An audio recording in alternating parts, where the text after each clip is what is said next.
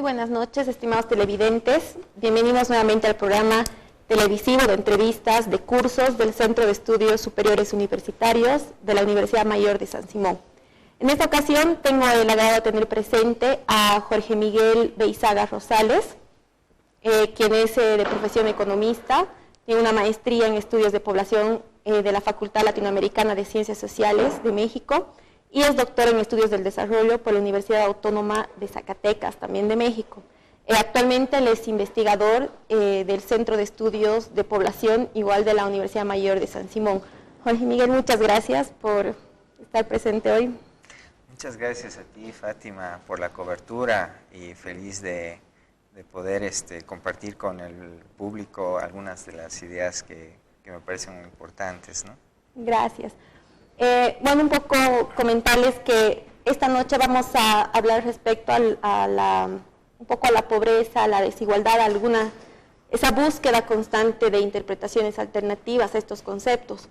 La pobreza y la desigualdad han sido desde siempre focos importantes de estudio para los economistas, para los académicos, y además que los rasgos de los gobiernos es justamente incorporar en la política social y la política económica estos temas, ¿no? La reducción de la pobreza, la disminución de la brecha de la desigualdad, pero no solamente de los gobiernos, sino también de organismos internacionales, también es foco de estudio de los economistas o, bueno, de los académicos en general. Por mencionar algo también, por ejemplo, en los Objetivos de Desarrollo Sostenible, el objetivo 1 es justamente la eliminación de la pobreza en todas sus formas, en todo el mundo, ¿no? Y además en Bolivia, en la Agenda Patriótica 2025, igual se considera uno de los pilares la erradicación de la pobreza extrema. ¿No? Esto nos llama como a ver que en realidad la pobreza, así como la desigualdad, son temas centrales que ocupan la atención de muchos organismos y de los gobiernos. También esta semana justamente es que el Premio Nobel de Economía ha sido entregado a 3 académicos que han aportado desde un enfoque experimental cómo aliviar la pobreza global, ¿no? Entonces, en este sentido, ¿qué es la pobreza? ¿Cuáles son sus causas? ¿Cuáles son sus consecuencias? Igual que la desigualdad y muchas otras preguntas que podríamos hacer, en realidad parten de qué es la pobreza, no cómo nosotros podemos entender la pobreza, porque a través de esta aproximación a los conceptos de pobreza y desigualdad, entonces nos vamos a poder aproximar también a medidas que respondan mejor la realidad de un país. Y en este sentido, esta noche Jorge Miguel nos va a comentar un poquito sobre esto, sobre el abordaje, los conceptos convencionales de pobreza, los alternativos y cómo es en Bolivia un poco la tendencia también y cuáles son fundamentalmente los retos que se tienen para las políticas públicas en estos ámbitos. Entonces, Jorge Miguel, ¿podrías, por favor, primero, a modo de contexto, ¿no? ¿Cuáles son los conceptos convencionales de pobreza? Sí, claro que sí. Bueno, tú lo has dicho, es un tema bastante complejo y intentar definir el concepto de pobreza así en breves minutos, bueno, creo que hay muchos enfoques, ¿no? Desde uno experiencial, digamos, ¿no? Una cosa es hablar sobre la pobreza y otra cosa es vivir la pobreza, ¿no? Entonces, es un tema bastante complicado. Entonces, una manera de empezar es hablar de la manera en la cual normalmente se trabaja este tema, ¿no? Que por cierto también, digamos, no es que sea algo definitivo, en realidad somos muy críticos con eso, ¿no? Normalmente la pobreza se ha entendido como una carencia, como una falta, ¿no? Es pobre al que le falta algo. ¿Qué le falta? Bueno, en general bienes. Nos hemos concentrado mucho en la carencia de bienes, acceso a bienes y servicios, ¿no? Pero últimamente también se habla de esa imposibilidad de acceder a oportunidades, ¿no? Entonces, esta línea, esta manera de pensar ha marcado mucho los estudios de pobreza, ¿no? Y de ahí viene también las maneras de medir. Tal vez más adelante podemos hablar de eso, ¿no? Pero eso sería así, digamos en general, ¿no? Esta manera de entender la pobreza. Por supuesto que hay trabajos más recientes que han hablado de otras maneras de ver esto, ¿no? Pero bueno, no sé si ahorita ya pasamos a eso. Sí, sí, en realidad podríamos hablar, hay muchos enfoques, ¿no? Se habla también, desde el gobierno se plantea, por ejemplo, la pobreza material, la pobreza social, la pobreza espiritual, pero bueno, no son esos aspectos que vamos a considerar justamente ahora, ¿no? Sino más bien enfocado a esto de la pobreza desde el ámbito económico, ¿no? Sí, claro. Porque, sí. Entonces, ¿cuáles son estos enfoques alternativos, ¿no? Porque uno es de la carencia o la desposesión de bienes, en realidad, ¿no? Pero ¿cuáles son las críticas o cuáles son los enfoques alternativos que existen a esa visión?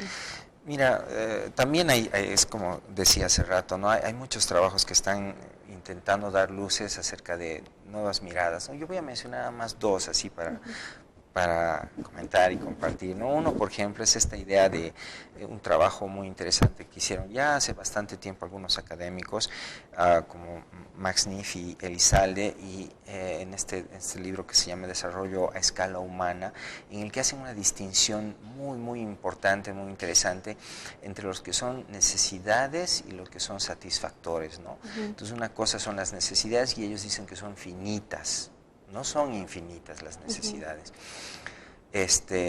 sino que, digamos, por diferentes razones, por una historia diferente, han habido múltiples opciones de satisfactores, pero algunos no son los más ideales, ¿no? Por ejemplo, si yo tengo la necesidad de hambre, un satisfactor podría ser una hamburguesa, pero ese no es realmente un buen satisfactor porque es comida chatarra, no nutre, etcétera, ¿no? Tal vez habría que buscar otro tipo de satisfactor. Esa es una visión alternativa. Otra visión que es muy importante es dejar de pensar que la pobreza es el resultado inevitable y fatal que tienen que vivir algunas personas. No, la pobreza no es algo que nos sucede, es algo que se produce, ¿no? Es decir, hay un sistema de relaciones sociales que hemos construido. Todas las sociedades han construido un sistema que es muy injusto y que tiene como resultado la pobreza. Esas son dos visiones. Esas son las dos visiones. ¿Y dónde radica, pero principalmente, este problema, ¿no? En la conceptualización, porque se plantean muchos enfoques, se plantean conceptos y de estos enfoques, de estos conceptos, nacen los indicadores que nos dan una pauta, pero ¿cuál es el problema con una conceptualización uniforme, digamos? Sí, bueno, hay en realidad muchos problemas, ¿no? En general, las políticas que derivan de esos enfoques, de esa manera de concebir la pobreza, no son respuestas, no son soluciones completas, no son verdaderas soluciones, ¿no?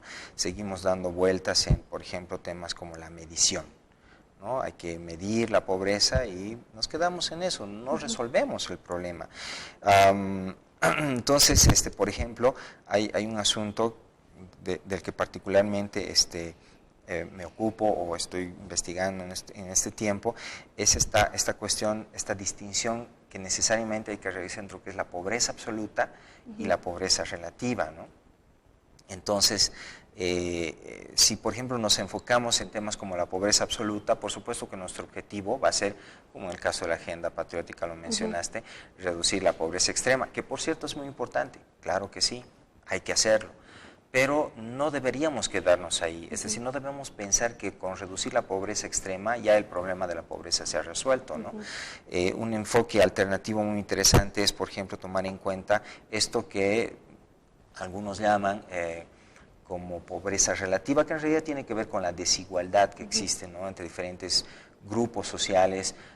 Bueno, de hecho desigualdad hay entre naciones y bueno, a diferentes escalas, pero este asunto de la desigualdad es algo muy importante y necesitamos entonces también hacer énfasis no solo en la conceptualización, en la medición, sino también en las políticas que estarían vinculadas u orientadas a resolver este tipo de problemas.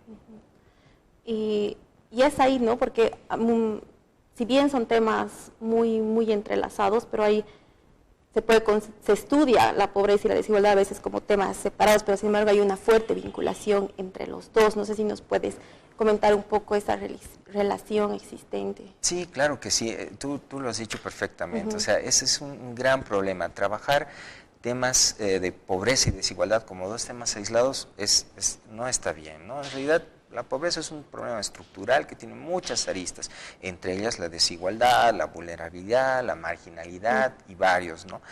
Pero bueno, entonces tenemos que empezar a trabajar ya de una manera mucho más integral, mucho más completa, ¿no? El asunto de la desigualdad pasa por, bueno, de entrada uno podría preguntarse, ¿no? Y cuestionarse, bueno, ¿qué problema hay con que todos seamos desiguales, ¿no? De hecho, todos, no podemos ser todos iguales. Sí, de eso no se trata el asunto de la desigualdad. La desigualdad tiene que ver con diferencias, diferenciales en el acceso a recursos u oportunidades que además tienen por consecuencia la generación de un contexto donde no hay justicia social, de opresión, ¿no? Bueno, pues problemas existenciales incluso, por no decir algo más macrosociales, profundos y estructurales, ¿no? Que por ejemplo algunos en la filosofía, por ejemplo, se maneja mucho este asunto de qué es la naturaleza humana. Los seres humanos podemos ser cooperativos, altruistas, somos así, o más bien somos envidiosos, somos egoístas, ¿no? Bueno, entonces partiendo de este tipo de reflexiones, quienes trabajamos el asunto de la desigualdad, nos damos cuenta que es importante prestar atención, por ejemplo, a ver qué mecanismos son los que están generando, los que están detrás de que existan procesos en los cuales las diferencias sociales se exacerban, ¿no? O sea, se hacen a veces tan insalvables que bueno, es muy triste, ¿no? Ver como resultados niños que no tienen oportunidades de educación, no tienen oportunidades de empleo, no tuvieron oportunidades de educación y después, consecuentemente, no tienen oportunidades de empleo y consecuentemente luego tienen, ya desde una perspectiva del curso de vida, pues una vejez triste, ¿no? Entonces, en cambio, tenemos otros grupos sociales que por tener acceso no solamente a estos bienes, en general bienes materiales, ¿no? Servicios, qué sé yo, privilegios, en fin, acceso a un capital simbólico y cultural muy importante, una excesiva acumulación de todo esto, terminan pues teniendo no solamente unas vidas holgadas, que por ahí hasta estaría bien, ¿no? Sino que hay un despilfarro, yo diría que muchas veces hasta obsceno, ¿no? de bienes, de un derroche de recursos por ahí, además una ostentación que resulta pues hasta de alguna manera hasta violenta, ¿no? Para otro grupo de población que, bueno, por decir así, está en condiciones mucho peores, ¿no? Entonces, ese es un problema muy, muy fuerte hoy por hoy en nuestras sociedades. Y eso, ¿no? Lo que comentabas justamente, porque el hecho de que un grupo o un grupo de personas, por ejemplo, sea pobre, entonces esa pobreza se reproduce. Y es lo que se conoce, ¿no? Como el círculo vicioso de la pobreza, que en realidad es donde la política pública debería tratar de romper este círculo para romper la pobreza, ¿no? Porque si no se van reproduciendo estos ciclos. Sí, claro que sí.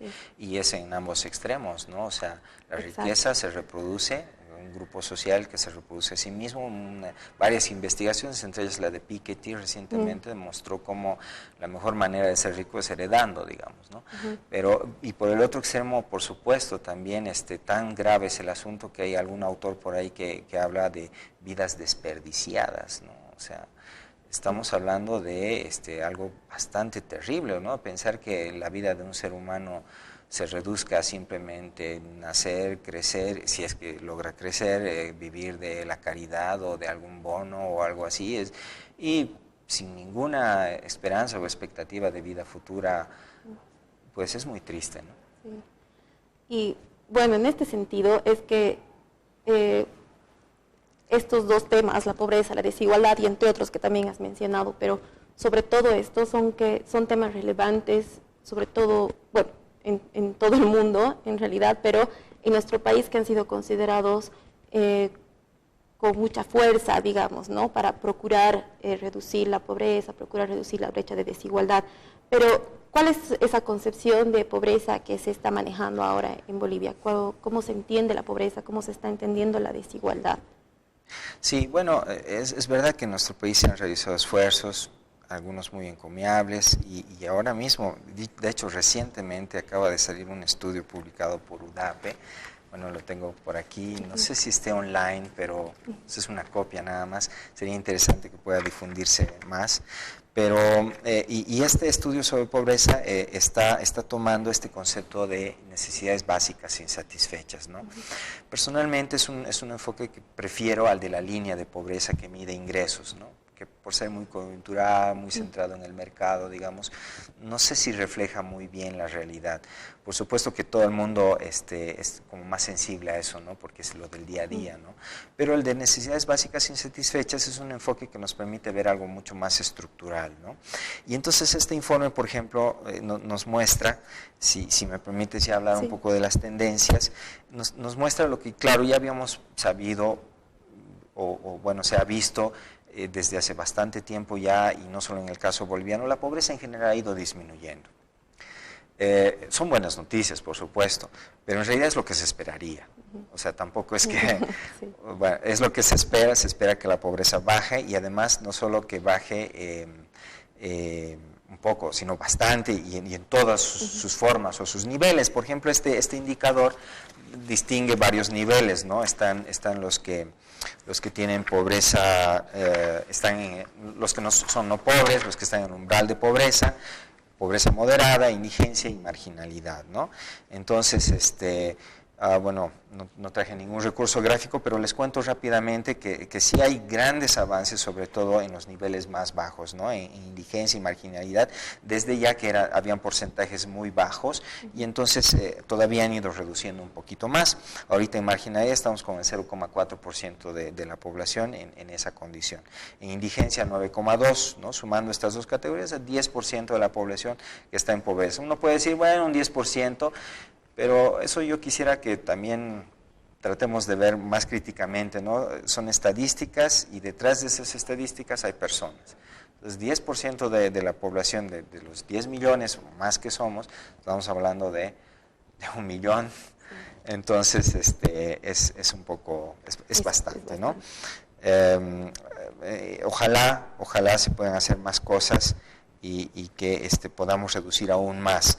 Otro asunto que sí me preocupa bastante es que, si bien la pobreza en estas categorías más extremas ha ido reduciendo, tal vez las ganancias o las mejoras en este nivel de pobreza moderada no han sido, a mi juicio, las que deberíamos hacer más esfuerzos. O sea, pareciera como que las políticas que están apuntando a reducir la pobreza se concentraran en esto, o sea, ya que logren sobrevivir, y bueno, ya no importa luego cómo viven, pero de todas maneras están por ahí, o sea, están cerca, en cualquier otro momento pueden caer en la pobreza, ¿verdad? Siguen siendo una población vulnerable, ¿no? Vulnerable. O sea, vulnerable. Claro que sí. Y bueno, es interesante lo que dices, porque en realidad sí, ¿no? Se habla mucho de que sí, se ha disminuido las tasas de pobreza extrema, las tasas de pobreza, pero aún así, según un informe último de la CEPAL, seguimos siendo, entre los 14 países de la región que están considerados, seguimos siendo de los países más pobres, ¿no? Entonces, si bien los esfuerzos sí son notables quizás, pero como dices, aún hay todavía una brecha importante que reducir y que mejorar, ¿no? Que no solamente salvar de la pobreza extrema, sino además que deje de ser una población tan vulnerable, claro, ¿no? a la movilidad social. Sí. Sobre ese punto, incluso, mira, es cierto, y bueno, Bolivia siempre tradicionalmente ha estado como al final, ¿no? Y entonces, bueno, eso no es una excusa, no es para conformarnos, ¿no? O sea, sí han habido mejoras, ok, pero uno se pregunta, ¿no? En esta época de bonanza económica, digamos, tal vez nos hubiera podido ir mejor. No lo sabemos, porque no es una cuestión de experimentar, digamos, pero siempre queda esta idea, ¿no? Tal vez nos podía haber ido mejor. Más todavía, y eso sí para mí es un tema fundamental, que está un poco en esta idea de, bueno, qué políticas son las que han producido esto, ¿no? Y he visto por ahí algunos estudios y se concentran en estas políticas de corte asistencial, transferencia directa de recursos, por ejemplo, que sí, no es que no sean malas, no es que no sean buenas, son buenas, han ayudado mucho a los hogares, en la vida, en la experiencia de muchas personas, pues ha sido algo muy importante, ¿no? Pero cuando uno se pregunta acerca de la sustentabilidad de esto, entonces ahí, ¿no? Bueno, ¿qué hay después? O sea, ¿qué va a pasar cuando no tengamos ingresos? Entonces, no deja de ser preocupante este tema de la sustentabilidad. Entonces, las políticas pueden haber sido buenas, pero tendremos que mirar más allá. Eso.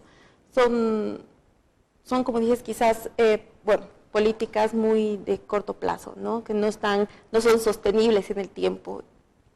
No sé, probablemente ahí es la crítica, ¿no? Que no se han hecho realmente medidas de reestructuración económica profundas que nos permitan sobrellevar o mejorar estos índices de pobreza de una manera más sostenible. Claro que sí, claro que sí. Y en ese sentido, a mí me preocupa mucho que no haya como propuestas nuevas o diferentes, o tal vez sí las hay, pero realmente no se han hecho mucho eco en términos de lo que son ya las políticas públicas, ¿no? Yo siento que hay mucho todavía por hacer y que deberíamos, bueno, en algún momento hay que comenzar, digo, ya es tarde, pero en algún momento hay que comenzar. Y eso, ¿cuáles consideras que son estos retos principales que tenemos que asumir, digamos, en nuestra posición, conversando desde la Universidad Mayor de San Simón, como desde la academia? ¿Cuáles son nuestros principales retos como investigadores, digamos, en este tema? Sí, bueno, esa pregunta me parece muy interesante y sobre todo creo que sí podría hablar de eso. Ya, digamos, si tuviera yo que plantear propuestas de política pública, igual la podríamos hacer, pero realmente el tema de la política pública tiene que ver más con las agencias administradoras del Estado, ¿no? Entonces, pero ya en el tema que nos compete, es decir, en el ámbito académico, hay mucho por hacer también. Para empezar, creo yo que hay que reflexionar de una manera más crítica estos temas de pobreza en el seno de la academia, ¿no? Estamos muy acostumbrados a ver estos temas de una manera muy convencional, y a veces repetimos el mismo discurso de siempre, y nos saltamos, ¿no? Nos saltamos el análisis directo a la conclusión de que la pobreza es mala y hay que eliminarla, ¿no? Pero no deberíamos saltarnos eso, deberíamos tratar de investigar de manera mucho más integral, asumiendo el desafío de tratar de analizar cada una de las aristas que son múltiples, ¿no? De un complejo tema como es el de la pobreza, y además de una manera muy interdisciplinaria, con un programa así de largo aliento, porque esto es una cosa no de ayer, que viene desde hace mucho tiempo. Y en realidad alguien puede decir, es que se ha investigado mucho sobre la pobreza, pero en realidad no, o sea, se ha investigado mucho, o sea, sí existen muchos estudios, pero todos estos estudios son muy, muy puntuales, muy focalizados, no hay así como un programa de investigación que realmente tenga como el desafío, asuma el desafío de verla en su integralidad esta problemática, ¿verdad? Entonces esas son algunas ideas, igual y bueno, estoy abierto bueno, no solo yo, en realidad creo que hay una gran parte de la comunidad académica de San Simón que está muy abierta y creo que muy motivada a seguir trabajando en estos temas.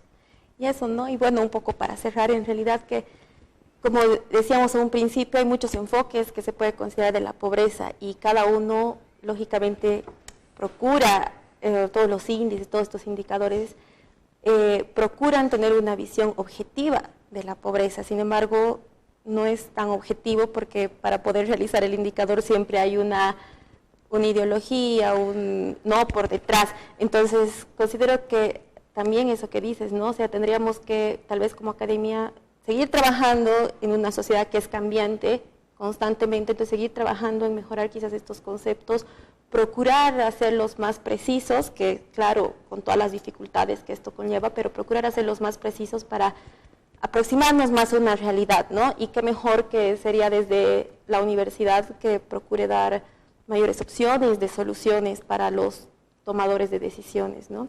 Pero bueno, el reto es grande, sin embargo, es un tema apasionante, considero, y bueno, sumamente importante además, ¿no? Sí, sí, al respecto, si me permites, nada más aportar un par de ideas. Lo que pasa es que es sumamente importante esto que acabas de mencionar.